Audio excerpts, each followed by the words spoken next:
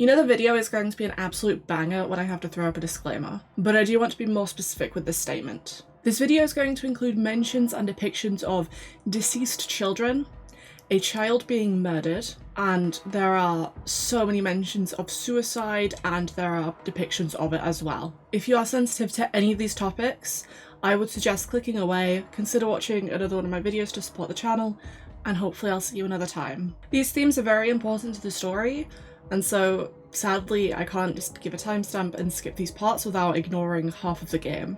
The structure of this video might be a little different than usual. We're going to dive into the story, then attempt to analyse the meaning under it all.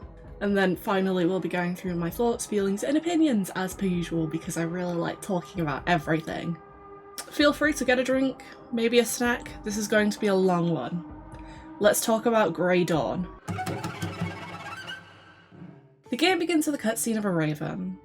There's a narration of a presumably ethereal being, and they say, "You rejected me. You listened to the devil. You showed him confidence. You, until yesterday, knew nothing of Satan. You so easily made him your trusted friend and master. I respected your freedom, although you owe it to me." Kind of icky that you're holding freedom over someone's head. Doesn't sound like they're very free to me, you know? Once this is finished, we're finally in the main menu screen. There's a bunch of crows above a window, which seems to have some rope or something hanging out of it.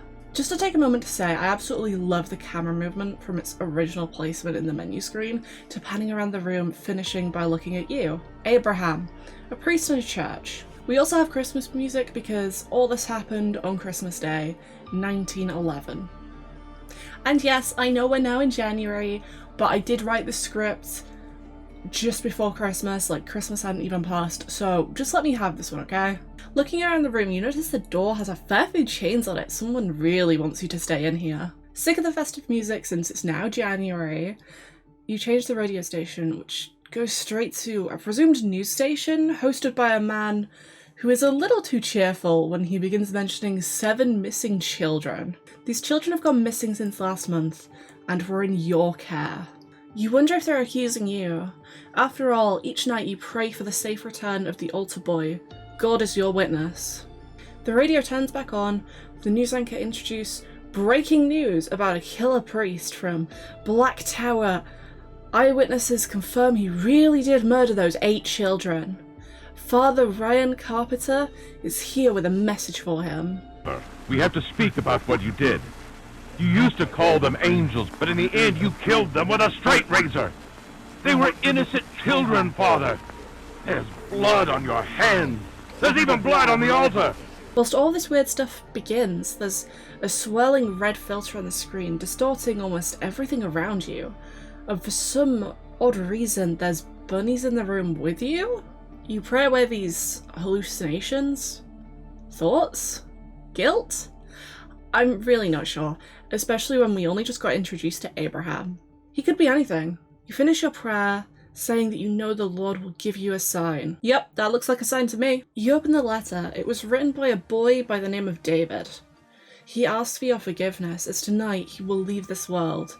He's suffering more than he can bear and always thought that he could find solace among the mortals. But he was a fool. You'll find him at the end of the world. He's waiting for you, so please don't despair. Your immediate reaction is, could this mean that you're alive? Which really confused me because honestly this sort of read more like a suicide note, to be honest. And just to point out, this is in 1911, hence the language being a little bit more formal, and penmanship looking like this.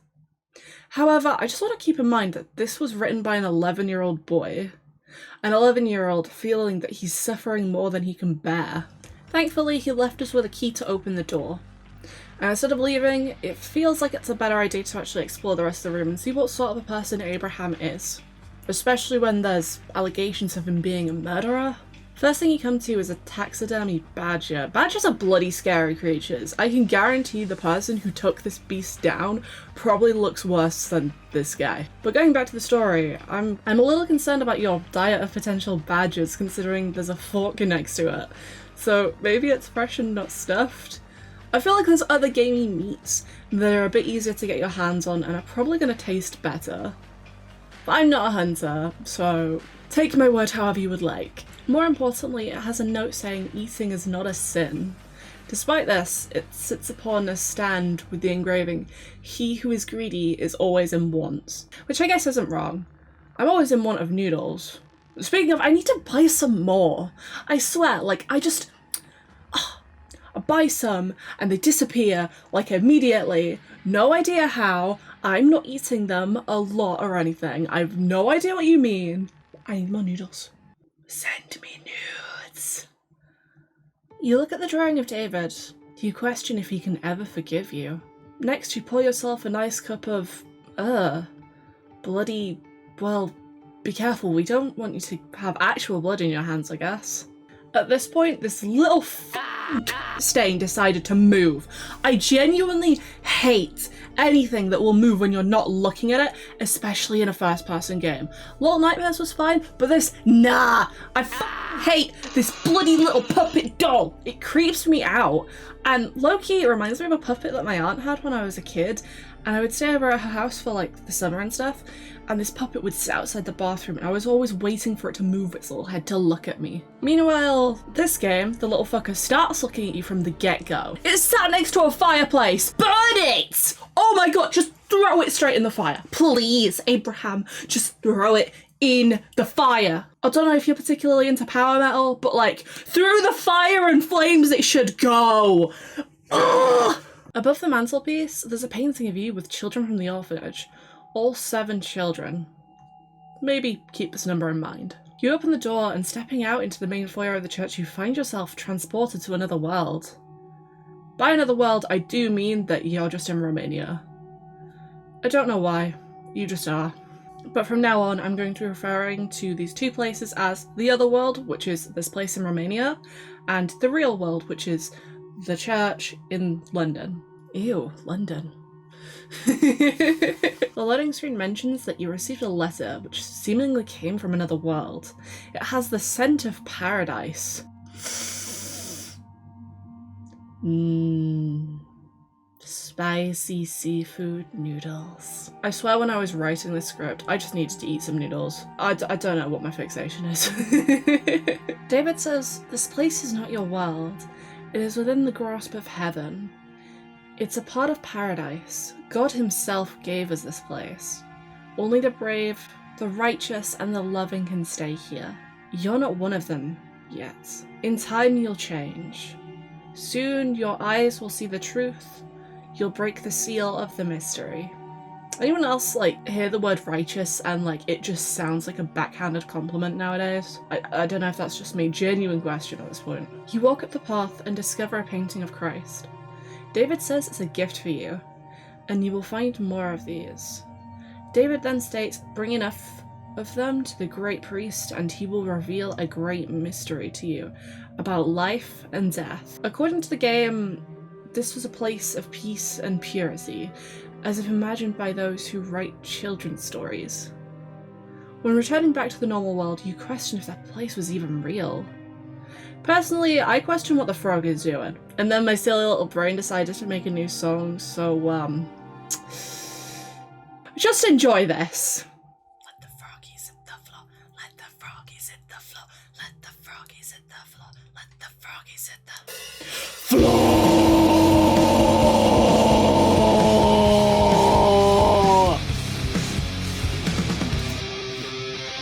The radio begins playing from the other room. Apparently they brought Father Ryan Carpenter back to talk about the recent events. He speaks of there being a sign of this world coming to an end. Apparently the return of Jesus is ahead, and he tells us to be very afraid. I love a bit of fear-mongering from my 1910s radio. Very good. He then goes on to say the beast could be in your very homes at this instant, and you won't even know it. So the radio host straight up asks Carpenter if he is implying if you, Abraham, are a beast. Because it very much sounds like he is. Carpenter very plainly just says this. Of course. I don't know what's scarier, the fact this bloke is fear-mongering people and making them fully turn against somebody, or how matter-of-fact he's putting it. Carpenter then decides that the radio host is his new target, and asks him his name. The host's name is Judas Griffin. So of course Carpenter then thinks the host will betray him like how Judas did to Jesus. After all, Jesus was a carpenter, so Carpenter then brings up that everything he does is about money and ratings. Like, yes, this is his job, and he cares about it. What did you expect? If you don't like this man, then why did you agree to be on the show? I dislike Carpenter, if you couldn't tell. He's very righteous, and I mean that in a derogatory way. He then mentions that Judas died by hanging himself from a tree with a rope of a dead mule. The host apologizes, even though they didn't need to, in my opinion, and asks if Carpenter has any final words to calm the spirits. He has words, but they're not calming. He tells people to stop searching for their missing children unless they're truly prepared.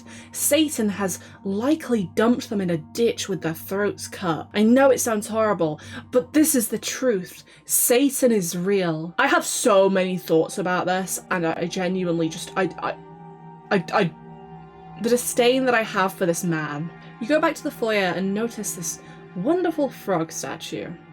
Apparently it wants the blood and flesh of Christ. Genuinely, this scared me a little. I was not expecting the frog to actually say something. Oh hey! There's tentacles! I've seen this anime! You walk down the stairs to see if we can have a nice swim in the swamp water, but apparently there's someone or something down there.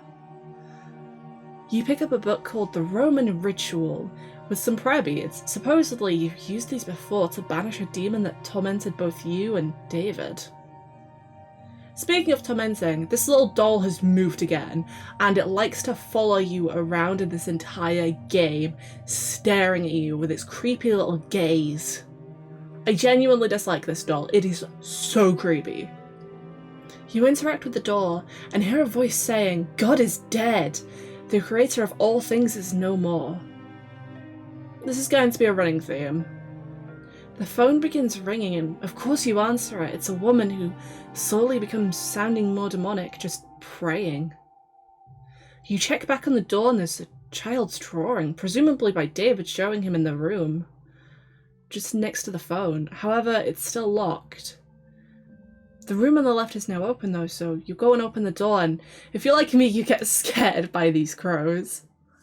You enter the room and, I don't remember paying for my Dirty Dummies daily subscription. Maybe the first year was free. Anyways, look at this cool violin. There's a camera set up showing you and a lady. Oh, how scandalous. For some odd reason, you keep mannequins in the basement. So you're wondering who brought them up. Personally, I'm wondering why they're covered in blood, who posed them like this, and why did they visit the bakery? Damn, that is a lot of cake. There's a butterfly on top of some holy water. After you pick this up, everything becomes distorted again. Our good friend Father Carpenter then decides to give you his thoughts about a priest and his whore. His name was Father Abraham and her name was Lady Alexandra. It is said that she was a faithful creature, visiting the church often at night to confess her sins. Of course, Father Abraham would ask God for forgiveness. Later in the night, they would speak about sins. This time, it would be on how to commit them. She would touch him.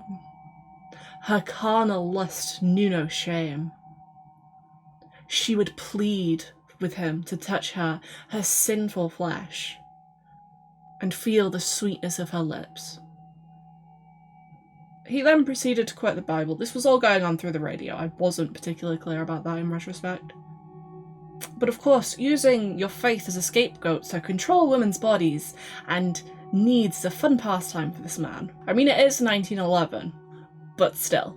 Of course, he did also take a vow, so you can't really be going about that sort of stuff under your faith, but I just kind of wanted to get the jab in. Little shower thought, if you will. So you know how, like, incels exist, right? Are priests technically the OG incels? Because, like, incel is, like, you're celibate, like, you're intentionally doing it or whatever. I forgot the specific, you know what I mean. But, like, right, because, like, priests, they can't just go around shagging everybody or whatever. Anyone else realise that? Like, that just dawned upon me. It grey dawned upon me, if you will. Like, bro. After hearing Carpenter exist for his allotted amount of time, you turn off the radio and find the room has returned back to normal. No more dirty dummies daily. You explore the room and find a box. Inside of it there's some holy bread. Since we have the bread and the wine, to the lobby, so we can explore a bit more of this place. You go down the stairs and, well, I think someone turned off the gravity in here. Jesus lost his head, so you give him a heads up and he's able to fix it. You try to open some of the doors, but they're locked. When you look back at the stairs, there's a small ghost boy. You follow him up the stairs and into the room where David drew himself to be in. You're taken back to the other world, and David gets a little sassy about having to explain things all the time because apparently grown-ups never understand anything. David wants to give his mother a flower, but it's dead, so he wants you to bring it back to life. The flower is a strange metal statue with symbols all around the outer petals. In order to bring it back to life, we need to fix this pump. David tells us a stranger broke the flow of the holy tears. He was in ignorance, he ran from the truth, but fell into a dark sleep. He took the missing element with him. He's buried somewhere around here. Well, looks like you can call me Burke or Hare because it's time to desecrate a grave. Did you know that's why some cemeteries have these types of cages over the graves? It was to stop grave robbers. People are mental, but I think we already know that. Unfortunately, you're not Jesus, so you can't just walk on water. However, you're able to find some paintings which allow you to walk on water. Paintings float up so you can freely walk around now. It's genuinely a really incredible effect. You find the grave of the ignorant man. You release the steam from the pipe above, and next you begin moving the rocks covering the body of the man, so you can finally find that missing part. There's another ghost child when you turn around. They guide you to another painting, so you now have 2 of the 8. David also remarks that this is his brother. You add the missing part to the contraption, and the water is now able to reach the flower. However, now you have to figure out this part of the puzzle. And I have to level with you here, I did not understand this at all. I guessed a hot cup of tea and a winter night because they fit together and my British ancestors made me choose the tea. In retrospect though, it could have been colour coordination. I only realised this after watching my gameplay back, but it kind of has to be this. I think I might have just been thinking a little too hard about this puzzle again. At last, the flower comes back to life and blooms. It's gorgeous. The door to take you home opens. On this loading screen it reads, "For a few moments, walking on the beach, I completely forgot about the hell at the parish. I loved that place, and I wanted to stay there forever." You arrive back in the normal world, finally able to explore the room that David led you into. Well, like he tricked you into, but you know. You look at the painting of David and say, "We both know I'm not guilty." Next to this, there's a book. You open it up, and somebody has hidden a key inside of it. You walk over to the upside down crucifix and unlock the chains. When you rotate it around, the doll appears on the bed. The air around it is distorted, and the doll is convulsing. You wonder if you really have to relive these events. What kind of events, Abraham, would you like to share with the class, please? I also want to point out, you're a priest, yet you take the Lord's name in vain. I got told off for doing this all the time, and still do when I slip up in the wrong crowd. Kind of strange is all I'm saying. I guess you decide that you need to exorcise the doll. In order to prepare for this, you need to get your rosary, stole, and Roman ritual with some holy water. Thankfully, you already picked most of these up, you're only missing the stole. Before leaving the room to find it, you glance at the mirror, but you don't have a reflection. You say it's madness and question if this is even real. A demonic voice replies, "Who knows? Only those children you killed." When you exit the room, the stole is on your right, but I'll be honest, I had no idea what it was. I thought it was called a priest robe or something. Like, I genuinely didn't know it had a proper name. I learned quite a few things about Christianity throughout this game, so that was interesting. So we'll put a pin in grabbing the stole right now. You have a look in the kitchen downstairs and find a phonograph cylinder. A woman's voice is heard. She says, "I still love you. Do you remember how we first met? 6 years ago, I was at an exhibition of paintings depicting St. Francis. I was in mourning at the time. You noticed me. You approached me. Seeing that I was upset and dressed in black, you, a stranger, approached me at an art gallery and comforted me. Who would have done that?" I started crying. You wiped my tears away with a white handkerchief. I felt something I could not describe. I was in love for the first time. You told me that you lived your life in vain until the day you discovered God. Wounded as I was, I fell prey to love. But I never thought you would put your love for God above me. I still love you, but it doesn't matter anymore. So we can presume that this is Alexandra talking to you. Since you're a man of God, so you met not too long ago and she fell for you, even though you're a priest and can't really pursue her considering you took an oath. You look in this stained glass room, and I genuinely don't know if this has a proper name, but I've never seen anything like it. It does look beautiful though. You find another phonograph cylinder, so we're able to give this a listen as well. This time it's your voice playing. You say the following: I love you in my own way.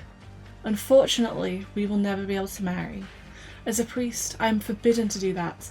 I swore an oath. Even though I should not, I still love you. God, what a deadly sin. Nevertheless, it is good that we do not live together anymore. But that's not enough. We shall never see each other again. We cannot live in sin anymore. Stop visiting me at night under the pretext of confessing your sins. It is a torment of the body and soul. People talk. Everything has to stop. Goodbye, Alexandra. I hate you. But consider my hatred to be a strange kind of love that I can't figure out a way of expressing other than this. Wow, romance is really in the air tonight. Damn, guys. You really know how to flirt up a storm, don't you? You have a look in your office since the faulty radio turned itself back on again. You open up the cupboard and find some plants with a green glow around them. So you have a look in the wardrobe. Maybe Mr. Thomas is waiting for you. When you leave, there's another phonograph cylinder on the ground. Time for some more exposition! This one's from Alexandra. She seems to be replying to you. You dare to say we will never see each other again? It is inhuman. Listen to me, Abraham. I do not care if you're a priest, an angel, or a devil. I want to bear your child. Ew. It may seem crazy to you, but it makes perfect sense to me. You can't leave me with nothing. If you do, I will tell everyone about your past. The diabolical rituals, the orgies, everything. No one will believe you came back to God.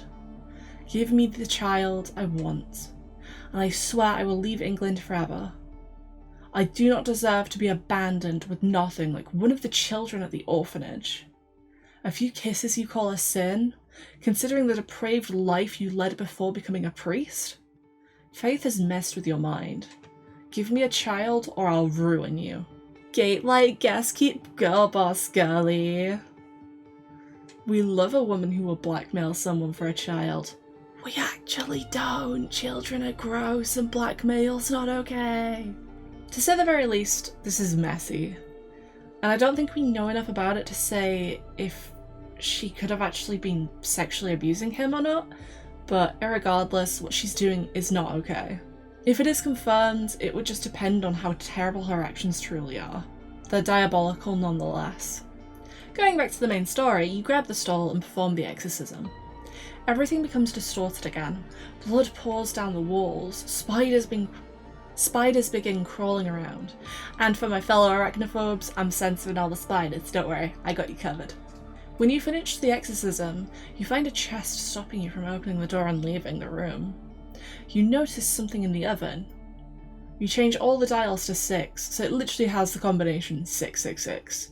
You pray and grab the cross with your bare hands, and say the pain is unbearable. There's a poker near the fire though. You could have risked poking the cross out of the oven and then waiting for it to cool down maybe? I don't know, personally I just wouldn't want to grab something that is literally red hot from an oven. But maybe I just like my flesh not being with 4th degree burns. Either way, you look at the chest blocking the door now, and there's a hand coming from it. Gotta hand it to you. You open the chest and it's full of dirt with a little heart inside. Once you pick up the heart, a demonic voice talks to you again. You, a demented maniac, should not be able to hold such a great artifact. Don't you know that wounded hands cannot hold such poison? In the loading screen you mention you were reliving each of the prior events, mocked by David's demonic avatar. So I think it's safe to say that this doll is a demonic version of David. Just another reason why we should have thrown it into the fire at the start of the game. You notice the heart is actually a music box. David says he must have forgotten it that night when he left the house. You use the music box and it plays a song, which changes the season. So you can use this to move things out of the way and change time. You walk around and notice a building on the hill.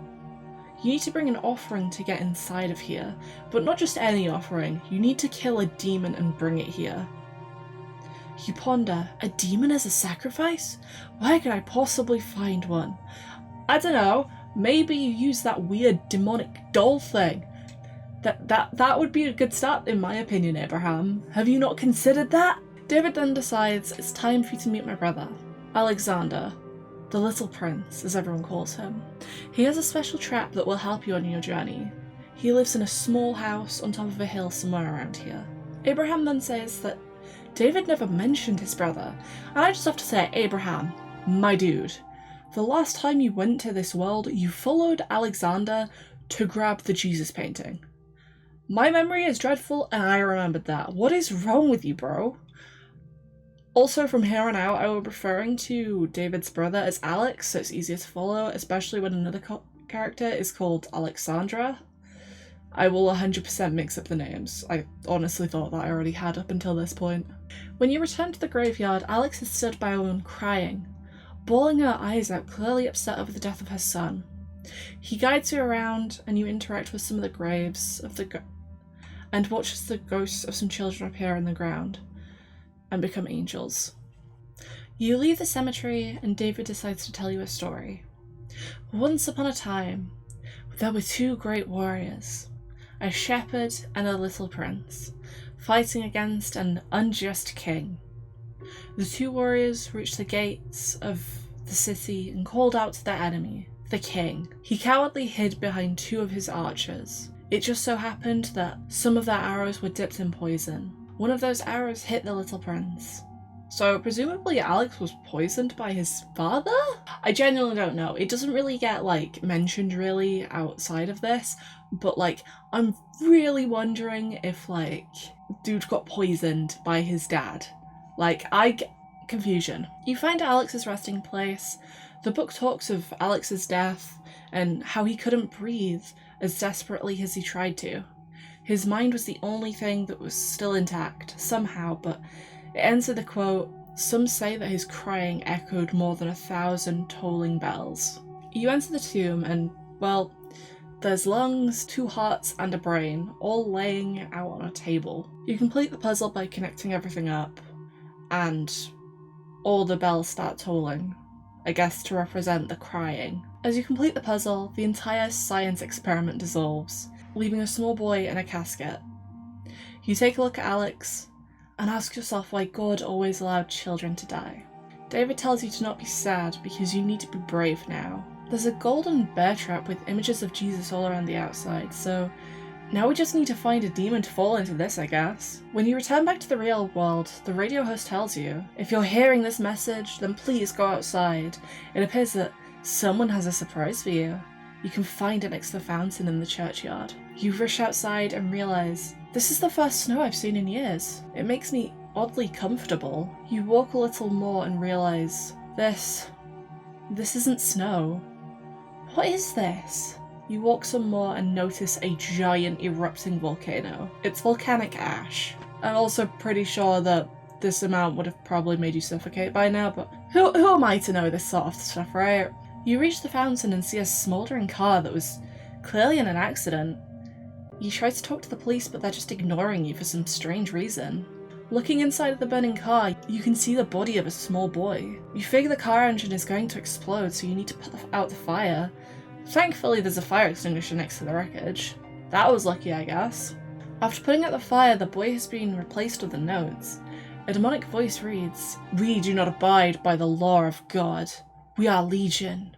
We are pleasure, anger, greed. We are both pure and obscene. We are children who died unbaptized." Yeah, the Bible's weird, innit, bro? "We are called Morrow. There are 7 of us. We want to get back to hell, but we want to drag you with us." You chase the white rabbit. Along the way, it throws a few jabs your way, such as, "Was Alexandria your first woman? But I remember you don't like women so much. I'm sorry if I said something wrong." You place down the trap. A few moments later, the rabbit has already fallen into it. You retrieve the body and go back to the other world. You walk from Alex's tomb towards the church. This time, the bridge has collapsed, so you're able to use the music box to cross it. You give the demon as an offering. David says that he can sense something good residing in you from your dedication. You enter the laboratory. You need to combine, I flat out don't know how to say this word, but these tears. Essence of the earth and tincture of the sun. I'm hoping that I said that one right at least. The items for this are scattered around the room, and once you complete the puzzle, you pick up the mold for the key, you ask David where you can find the elder Joseph so you can forge the key. David tells us that the cage where you need the key is hidden, but he'll help you find it. So naturally, David has arranged a sleigh for you, and of course the slave can fly as well, so it flies you to the cave. Inside the cave you see Joseph sleeping, without organs. Again, my favourite.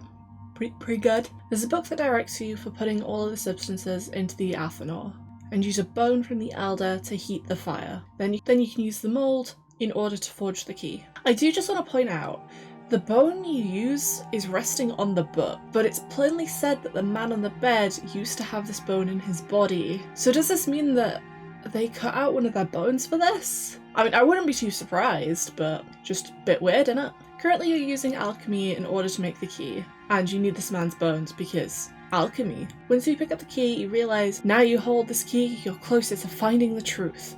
However, you're afraid that the truth could either elevate you to the grace of God, or destroy your very being. That's very autistic of you, extremely all or nothing. You use the sleigh to get back, and use the key on the door. Finally, you're able to step inside. The divine being tells you you're haunted by 7 demons. The cruel and early embrace of death has greeted them, unbaptized. Side note, I genuinely hate this idea. Like, just because somebody dies unbaptized, especially, you know, a child. I hate all of this. I need to be vocal about it. I just hate it. I hate this bit. Like, this entire concept is just... no.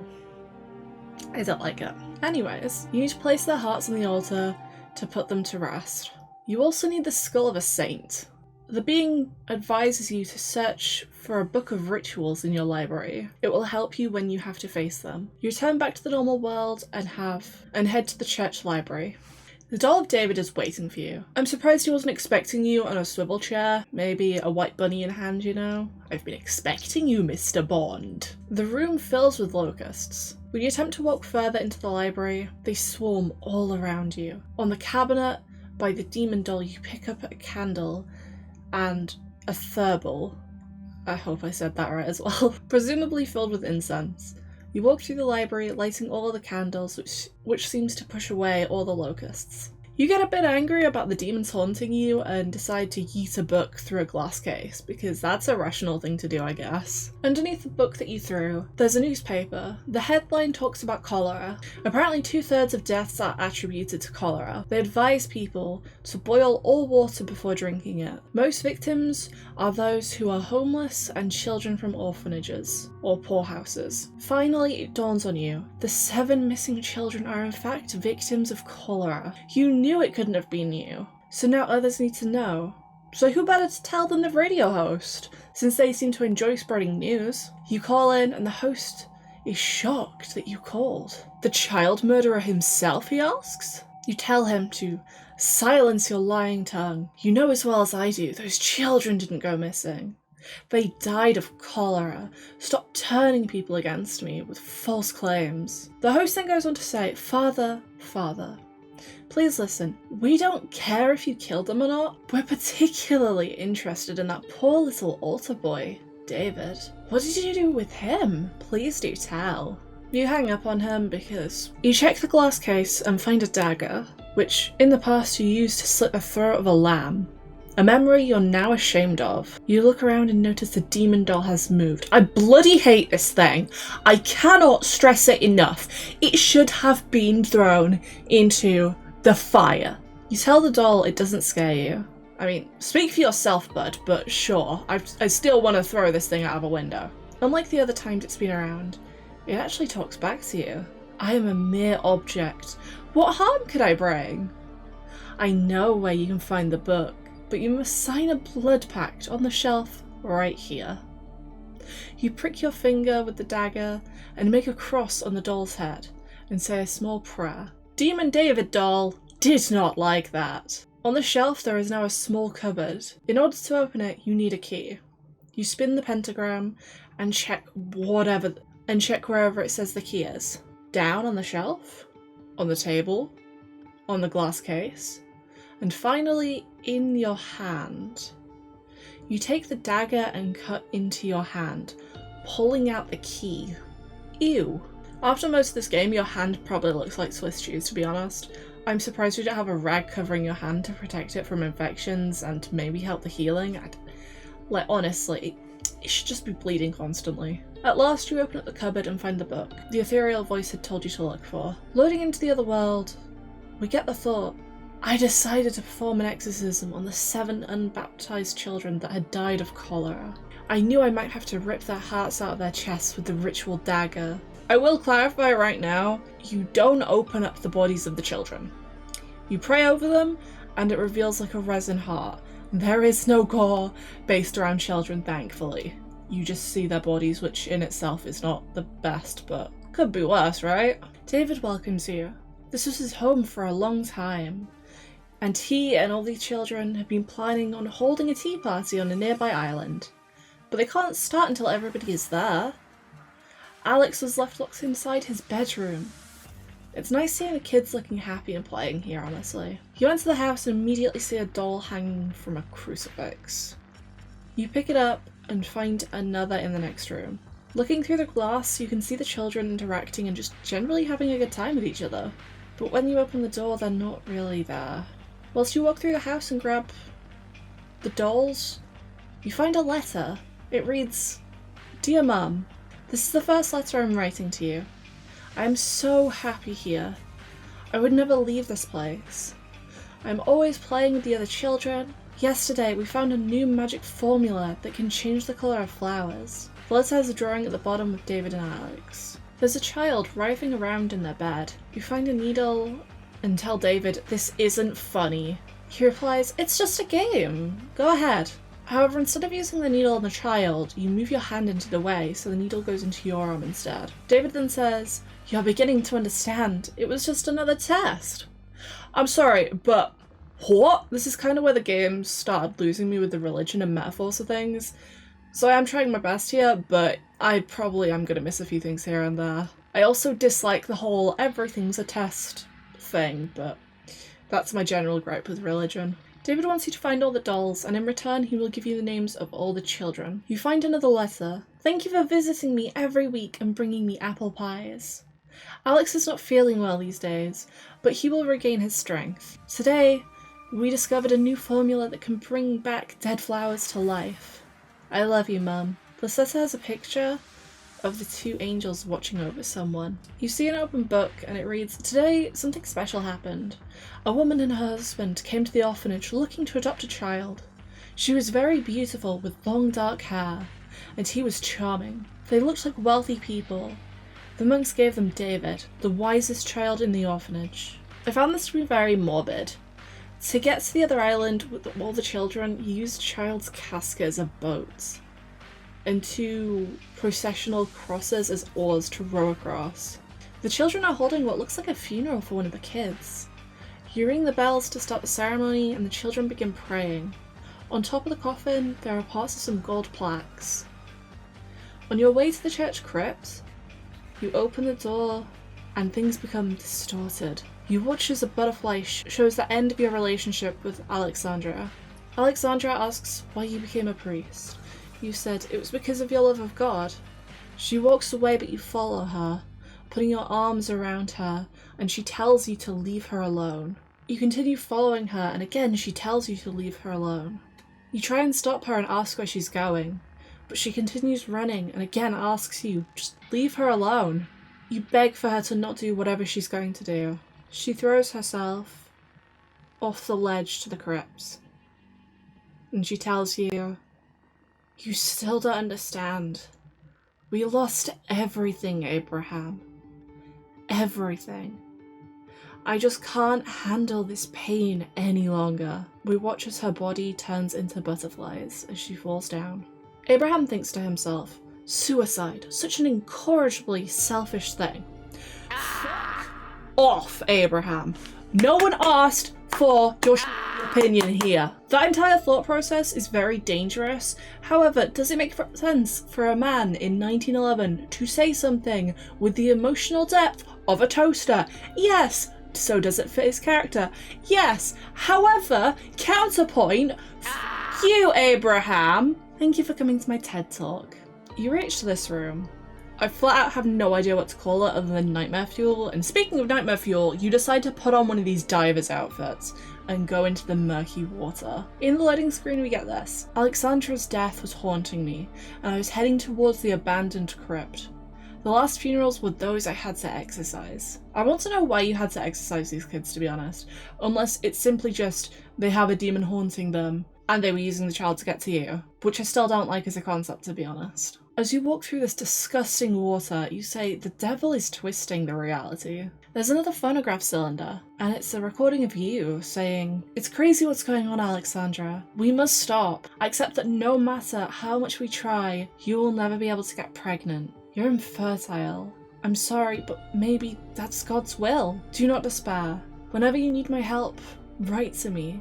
I will send you money, time to heal your soul. We both need time. Today, we stop wounding each other. We will stop sending records again. Goodbye, Alexandra. God have mercy on our souls. I dislike this again. I also really just generally have a thing against people who are like, oh, I'm always here for you, I'm always here for you, but also leave me alone, because that's basically what Abraham's done here. Don't like it, mixed signals, no. Bad. You put the missing plaque pieces on the wall and the wall crumbles, revealing the coffin which slides out, and you're able to pray it over the children, which gives you their hearts, again in the shape of these little resins. It's not actual hearts, thankfully, otherwise that would be very morbid. You repeat this with all the children in the room. When you open the door to leave though, you are met with yourself outside the door, but you've taken your own life. You collapse at this sight. When you wake up in the other world, David tells you, the problem with you is that you don't have faith. For example, do you believe with your own heart that you can raise a temple sunken hundreds of years ago from the water?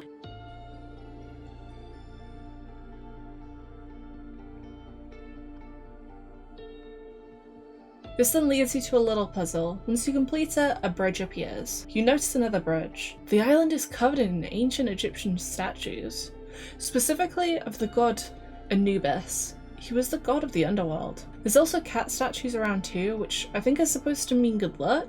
There's also Horus, who was the god of kingship, healing, protection, the sun and the sky. Boy had a lot of responsibility, but I'm not 100% sure what these are supposed to represent here. You interact with a podium in the middle island, and a giant cathedral in front of you rises more from the ground. You cross the next bridge that just appeared, find another book, rinse and repeat again, and eventually the entire cathedral will have risen out of the ground. You go inside and this cutscene plays. Play the Is this the countenance of your glory?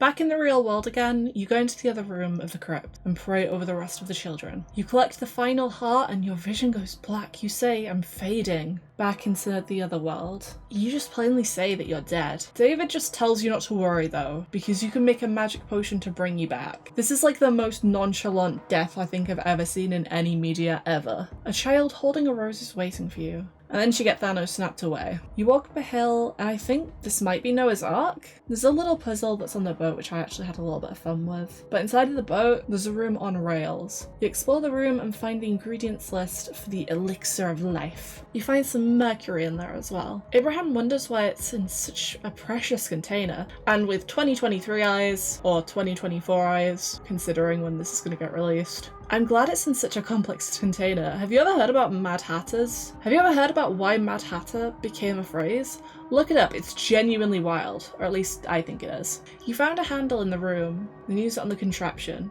which seems to remove the room on the rails, but something's caught in the rails. You check what's down there and find some sulfur, another ingredient for the elixir. As you walk from the boat, You hear drums being played. You ask David what it means, and he says that it's the Romanian monks from the old monastery. It's their call to prayer.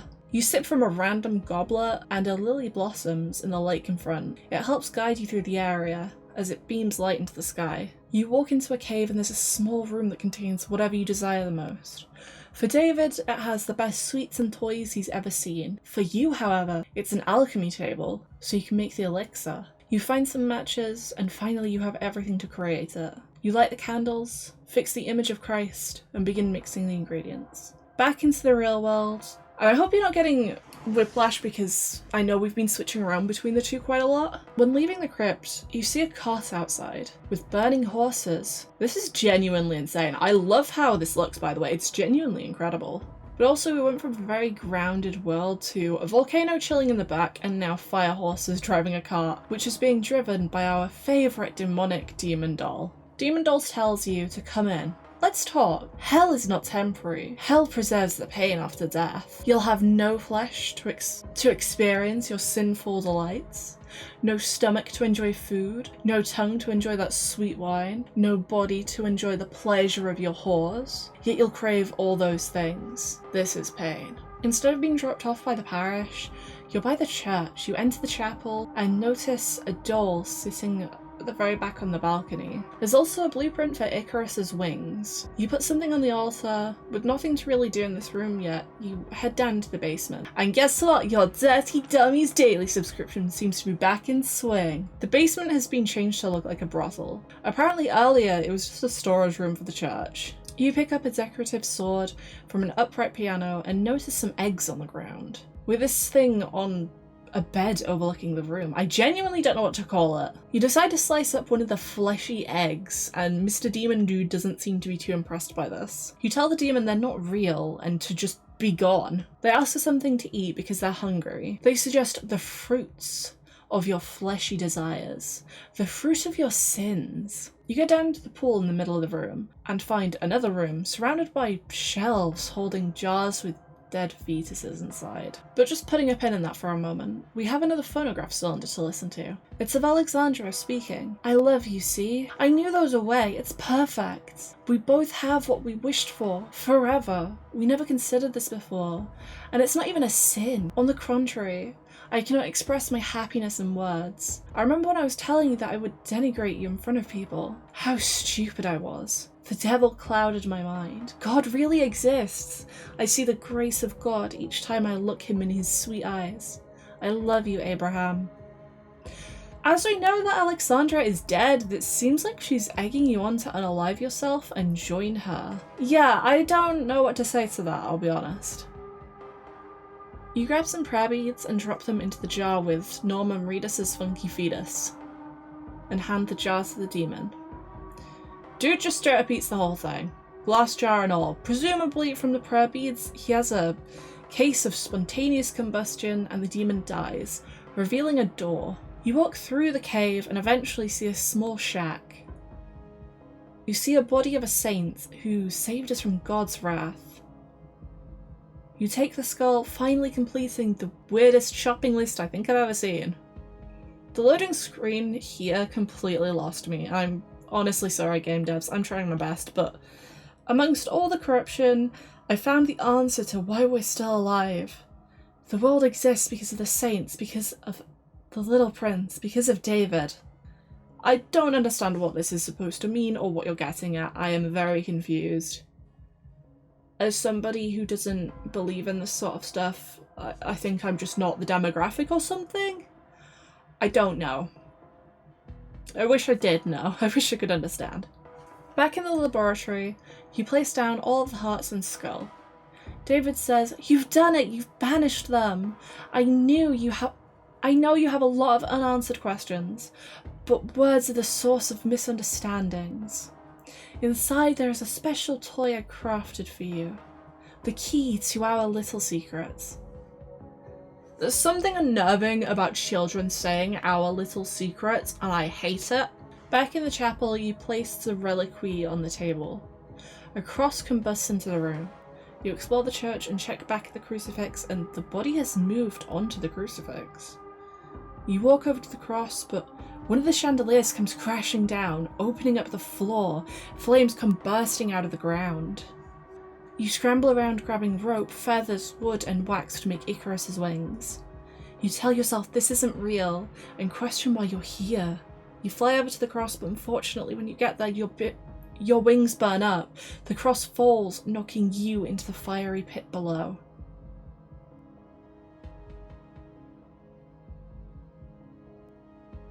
You go into another world this time. David tells you this will be the last world we will ever visit. You tell him, goodbye, my friend. You stand outside of a Romanian church, holding a funeral for an 11-year-old boy, David, or David, because the pronunciation here changes a little bit, but same thing. He was adopted from an orphanage, but the parents murdered him. His biological mother says if she finds them, she would rip their heart from their chest with her own hands. The story gets interesting when she says, have you heard those two bastards who adopted my child, Alexandra and Abraham? You question why they're doing this to you. You can't pretend like you don't know what she's saying anymore. You acknowledge that you did adopt him. But you didn't kill him. You look in the mirror and you can see your reflection again. The woman calls to you, Father, please don't leave us. We need a priest for our child's funeral. You find an image of Christ and put it on David's body. You walk outside and find a page describing how to build a casket. The woman praises you, calling you an angel, saying, if not for you, who would have brought him back home? You grab parts for the casket and walk back into the church. You place his body inside. A funeral is held for the child. The group walk over a bridge, the bridge dissolving into crows as they all walk over it. You remark, this is the path towards heaven. There is no way back. This room looks oddly familiar. You're in the laboratory from earlier, but now it's been turned into a church? You're leading a funeral. You mentioned that you've never done this before. You've never buried a child, let alone your own. I flat out don't know the name of the items that are used here, so I'm very sorry for my ignorance in religion in general, to be honest. But you find a bunch of religious items scattered around the room so you're able to perform the funeral. You give David his heart music box back, and we cut to him being buried. David's mother takes the coffin lid off as David is afraid of the dark, and somehow, I didn't notice this at the time, but there's a man standing above everyone. Back in the chapel, you interact with the reliquary. It shows you a toy car inside. You leave the chapel and see your car waiting outside for you. The exact same make, actually. That volcano is really going wild at the moment. You walk up the hill and find yourself in whatever this place is called. I, again, don't know how to explain this place and don't have the ability to explain it. This, however, is where the game splits between the good and bad ending. I got the bad ending, however, I feel like the bad ending fits better with the game, so I'm going to be focusing on that and ignoring the good ending completely. I looked it up, and I honestly prefer the bad ending. I feel like it fits better. Using the paintings you found earlier, you summoned the 7 children. However, because you didn't collect all of the paintings, you tell David, what use would they have been anyway? None! The divine being appears before you and you ask him, why don't I feel joy when I rest my eyes upon you? Why do I feel this burning? Why do I feel hate? He tells you, my love for the world is everlasting, but love burns.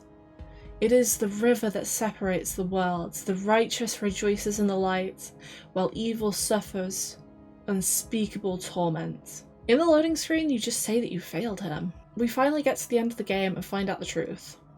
Sort of.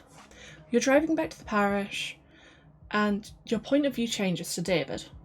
David locks the door to the office and writes a letter that we read at the very start of the game about him taking his life. Apparently David will send it when he's far away from here. He finds a sheet and uses it as a rope to tie to the window to leave. David grabs the letter and he says, they never understood. You can all visit me in my world, whenever you want. If you come at any time, I shall never know what hour my heart is to greet you, so I'll always be ready. And somehow the slave from earlier appears. We switch back to you driving your car. Speeding down this very unlit road, you hit David. You go to his body and say, "Please, don't die, please, my child." David tells you it can be their little secret, but you question, no, how could God allow this to happen? How? David's body dissolves. You follow the glowing blood splatter to the parish. On the way there, you bring up some concerning thoughts. I had to find a way of keeping him with me, but how? It was then that I had the idea. Alexandra couldn't stand the sight of it. She killed herself in a moment of despair. I still want to punch Abraham in the face. At last, the red door has been unlocked. The trail led you there. You open the door and talk about how I kept his body in a bathtub filled with ice. You pull out David's body and continue. As I hold you, I feel the shadow of death wrapping itself around me. A portal opens in front of you. You grab some rope from a dead mule. You begin spiraling. I've lost my faith. I have sinned, for I betrayed innocent blood. There is a tree and a chair waiting for you. You take your life. The world floods, and we see the children assailing in their coffins. The game fades to black. The end. It took me completing this game and writing down everything that happened to understand the story. At least, I think I understand the story. So Abraham became a priest, then Alexandra and Abraham met in a gallery. Alexandra was in mourning, so probably trauma bonded with him, which, mood to be honest. Or whatever the 1900s equivalent is. They fell in love, but that went against the oath Abraham took. Over time, Abraham began to resent Alexandra. The relationship became toxic, and Alexandra blackmailed him into having a child with her. However, they realized that Alexandra is infertile, so decided to adopt a child, David. At some point though, David commits suicide by running into Abraham speeding home. Alexandra couldn't take the grief of losing her child, and so she followed in David's footsteps. At some point, you were taking care of the orphanage, and sadly due to the cholera outbreak, all 7 children died. Due to all the stress, Abraham had a manic break, and keeps David's body on ice, trying to preserve him here, even though he knows it's pointless. In the end though, he just cannot take it anymore, and takes his own life. So hear me out! When you die, there's a couple of minutes of brain activity. People have theorized this could be reliving parts of your life. So perhaps, as Abraham goes through with his plan of taking his life, every single event within the game are the memories going through his mind as he's died. Which is why you tend to teleport from world to world. Speaking of dying, remember near the end of the game where David has a funeral and his mother is weeping for him? Kind of strange how David was an orphan, but his mother is right here, and she clearly cares for him, right? So, here's my theory. I think all of these people are dead. I think how it works in this game is when you die, you don't just wake up in heaven. I think the dead hold a funeral for you, crossing over to that side. This being symbolized by the group walking over the bridge, talking about how you cannot go back once you cross it. And the bridge dissolves, so they literally cannot get to the other side, trapping them there forever. With this theory, I then think that David's biological mother, she didn't really want to leave him for adoption, but I think she died, and then David was reunited with her when he died. The mother literally thanks Abraham for bringing him here. Abraham committed manslaughter. Why are you thanking him? At the start of the game, you're accused of murdering 8 children, 7 of whom are from the orphanage. And I think this is the guilt, or you subconsciously feel like this was your fault, like those children were in your care and you failed to protect them. However, later you realise they probably died of cholera. The second you find this out, the radio host only cares about 1 child, which is David. And at that point in time, you hadn't really acknowledged that you had killed him. Considering that it's hinted at that Abraham was into orgies and having sex with men, and of course women as well, considering he was with Alexandra, I think Abraham has some religious guilt stemming from his beliefs. So I think that Father Carpenter is a representation of this. His name is a massive hint to Jesus since he was a carpenter. He does talk about certain things that, yes, people could speculate, such as Abraham and Alexandra having a scandalous relationship, but I think it's how he talks about it specifically. It comes across as guilt tripping, maybe such as like a thought pattern that's inside of Abraham's head. The puppet that you find throughout the whole game watches you. I think this is the stress of you having murdered David. He follows you around constantly, and is almost used against you in a way by being controlled by a demon. I think it's just a constant reminder that you have done something massively horrendous towards this child. Yes, it was an accident, but that doesn't exactly just stop guilt, does it? So I think again, this is another symbol for guilt that has been following you around. The demon you caught in a trap was a white rabbit. I think this could maybe be a hint to the white rabbit from Alice in Wonderland. The white rabbit apparently represents time, anxiety, and social pressures. Considering you're maybe running out of time to confront yourself of your own actions, or maybe having anxieties of finding yourself teleporting around from different worlds in places that are uncanny of what you would expect. Finally, you have all these social pressures, or religious pressures, of not breaking your own oath by dating women or having sex with specific women, and then finding out you cannot conceive, which again is a massive social pressure of the time. It seems like if Abraham maybe didn't take a vow, he would have had a significantly nicer life with Alexandra. Something also to note, I didn't write this down in my script, I only realised in retrospect. At the very start of the game, when the delusions and such begin, you see a bunch of white rabbits, kind of as if they're the demon children that have been haunting you from the very start of the game. I think it's very interesting that they're there at the beginning, but at the very end it's just one giant rabbit. Almost as if you confronted these issues because, as previously mentioned, 7 of these children did die from cholera, whereas the 8th child, David, you did hit with your car. In the crypt, you see a glimpse into the future and see yourself hanging after taking your own life. I feel like this imagery has got to have a meaning of some sort, but I'm unsure of what. But when you do go through with this act, you use the rope from a mule. Carpenter says that Judas from the Bible also killed themselves with a rope from a dead mule and hung himself from a tree. I think this is hinting at you having lost your belief in Christianity, and so you stabbed God in the back and betrayed him. This then links back to the cutscene that plays at the very start of the game, where, and I'm assuming this character is God, he tells you that you rejected me, you listened to the devil. My overall thoughts, however, are very simple. I think Abraham should never have become a priest. He would never have the skill of living in sin with Alexandra. They could have had a beautiful life together with their adopted child. I feel like Alexandra got the short straw in this story. She fell in love with a man who was able to cheer her up, even in the most bleak of times. But because of religion, they couldn't be together. She was infatuated with Abraham, so she would do anything, even trying to sneak around to continue the relationship. But due to social pressures of that time, and being that if you're a woman, you're an incubator who needs to reproduce, she blackmailed him. Which could again mean that she sexually abused him, but we're not sure of that. It's just a possibility. She still doesn't deserve to lose her adopted son and her life, in my opinion. Mostly because I really don't like the concept of your child has to die to punish you, the parents. I think that's genuinely disgusting. It seems more like you're punishing the child more than the actual parent itself.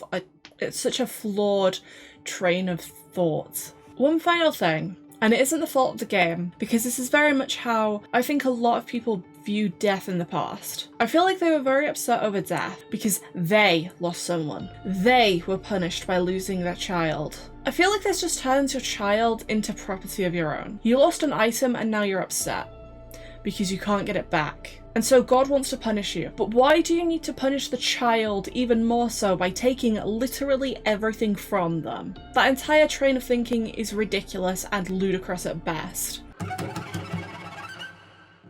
To say the very least, I have a lot of thoughts on this game, positive and negative.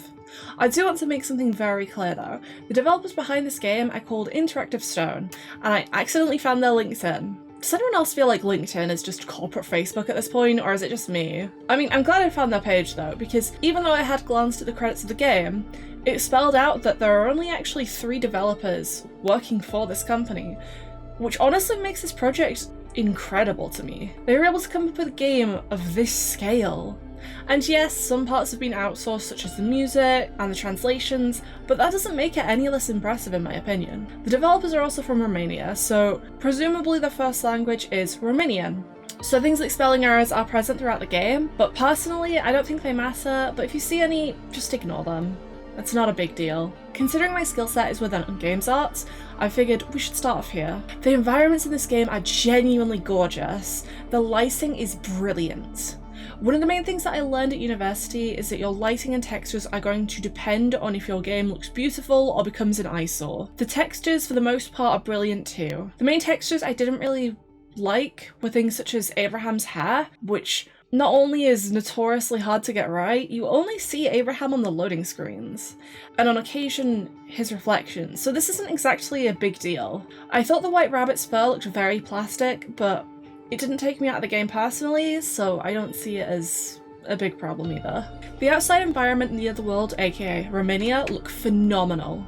I would love the devs to make a game where you just explore a forest or something like that. When I first went to this world, I looked around the door, and I just have to say, this effect is genius. It reminded me of the looking glass in Prey, and everybody close to me knows that I never shut up about Prey because of things like the looking glass. They are so well done. I also want to make a video about Prey in the future, but it will be another extremely long video just like this one. Speaking of the other world, the paintings allowing you to walk on water is just such a fantastic effect. I could genuinely watch this effect all day, and I'm a little sad that it was only used once for this scene though. I feel like it could have maybe been used again, because it's just so beautiful.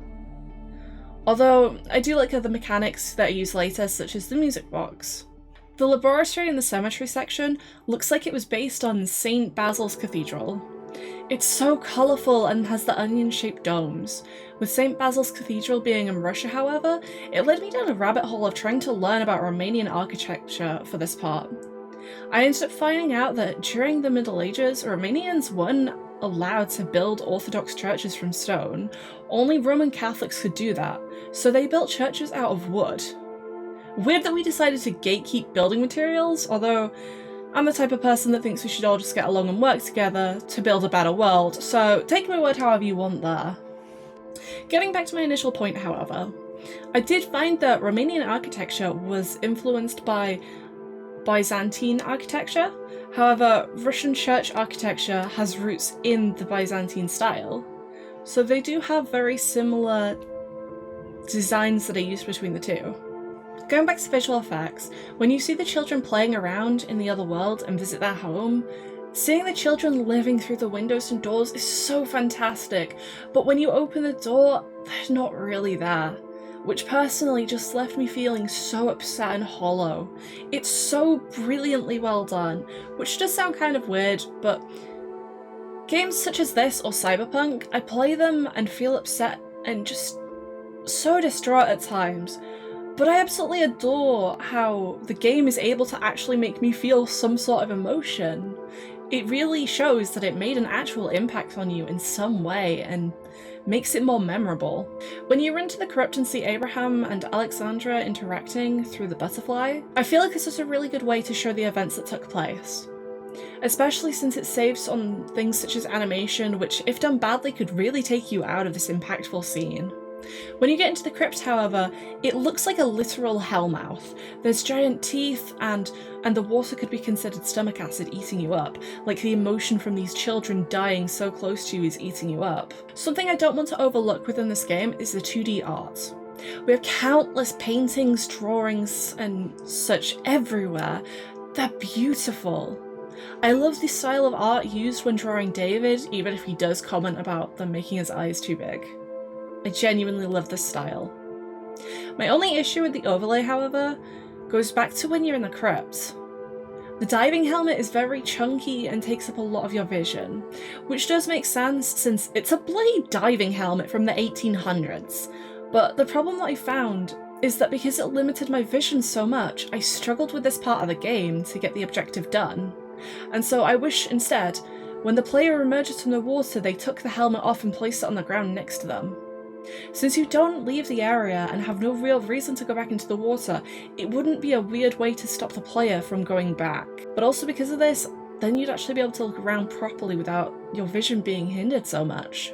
Going onto the UI, it's great. It shows your inventory, which personally, I would like to maybe have an inventory menu to open up items and have a good look at them again. But it's not really a big deal at all. I love the style again of how everything's drawn, like the little icons, they're beautiful. The hand that shows up when you open and close drawers and doors is brilliant. I love how it changes when you're actually opening or closing the doors. It's such a small detail, but it goes a long way. Unfortunately, I need to talk about the biggest letdown in this game, because this did actually affect my experience with the game. The reason why I read out so much of the dialogue when explaining the script is because so much of the voice acting within this game is dreadful. The actor for Abraham is always talking in a soft tone, almost a whisper at times, but the issue is, when something massively emotional happens, such as David's death, it seems like he doesn't care. He could be talking about a pet rock dying. It holds so little weight. He talks about being dead and acknowledges it, but he doesn't have any infliction of confusion, anger, or sorrow in his tone, resulting in him having the emotional depth of a teaspoon. I'm dead. Stop turning people against me with false claims. Why are you all trying to crucify me by connecting me to their deaths? Father, please, listen. We don't care if you kill them or not. Please, don't die. Please, my child. In the name of the Father, the Son, and the Holy Ghost. Amen. This is not what I asked of you. Aim nozzle at base of fire. Oh, that is typical. Why has it done that?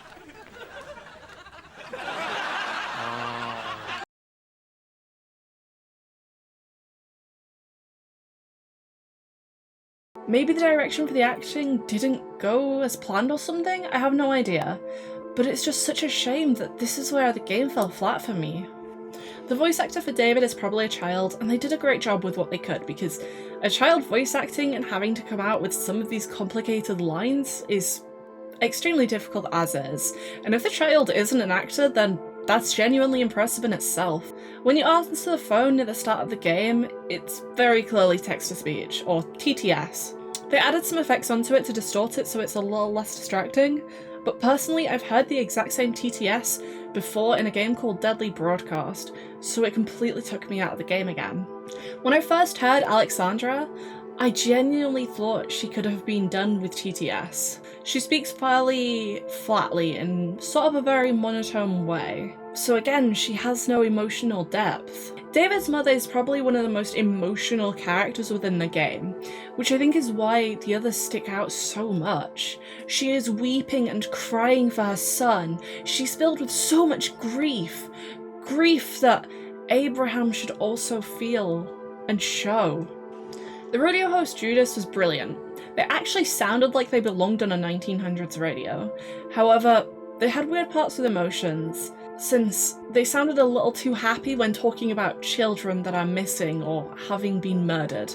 Finally, we have Father Carpenter. This is my favourite voice actor due to the fact that they clearly put a lot of effort into this. However, their mic also sounded like it was struggling, considering they were shouting a lot. But they did straight up nail the performance of being so angry, passionate, and righteous. The overall issue that confused me is that the game is supposed to be set in London in the quote-unquote real world, and the other world is Romania. But David and Carpenter are so clearly American, so I found that to be a bit strange. I also thought Abraham sounded a bit like Moss. The sound design in this game is fantastic. It really helps to set the tone at the start. It's so ominous and eerie, but the soundtrack is genuinely incredible. Hopefully, if I can, I'll play some of it here for you. And this is what I mean by the atmosphere being so creepy and weird.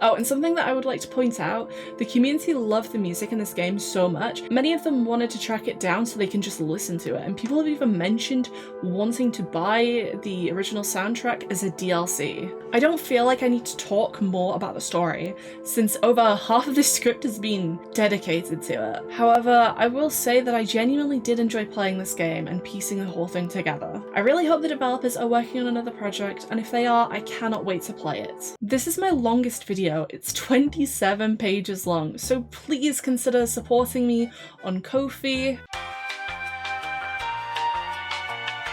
Thank you so much for making it to the ending. What did you think of this game? Did you find the story interesting? Do you think it has any other meanings that I missed? Please tell me in the comments. And speaking of comments, please leave a rainbow emote. If you got all the way here, it means a lot to know that somebody has been able to sit through me waffling for however long this video damn well was. Take care, and maybe I'll see you next time. Bye!